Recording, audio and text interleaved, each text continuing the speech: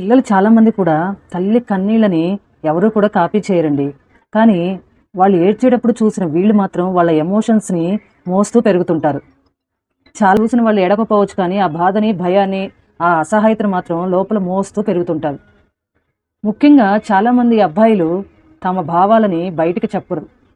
కానీ ఒకరోజు తల్లి గురించి మాట్లాడాల్సి వచ్చినప్పుడు అకస్మాత్తుగా ఎమోషనల్ అయిపోతూ ఉంటారు. ఎందుకంటే వాళ్ళు ఎవరితోనూ చెప్పుకోలేని ఎన్నో అనుభవాలని మనసులో దాచుకుంటారు. కొంతమంది పిల్లలు అసలు అమ్మ నా వల్లే ఇబ్బంది పడిందేమో అనే గిల్ట్తో కూడా సంవత్సరాల పాటు జీవిస్తుంటారు అదే ఆలోచిస్తూ.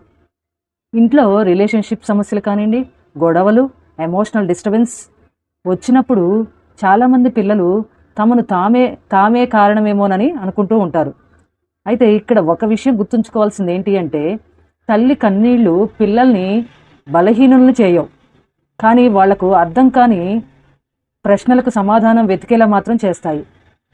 అందుకే పిల్లల ముందు పరిపూర్ణంగా ఉండాల్సిన అవసరం లేదు, కానీ వాళ్ళతో మాట్లాడే అవకాశం, భద్రత, ప్రేమ మాత్రం ఎప్పుడూ వాళ్ళతో ఉండాలండి.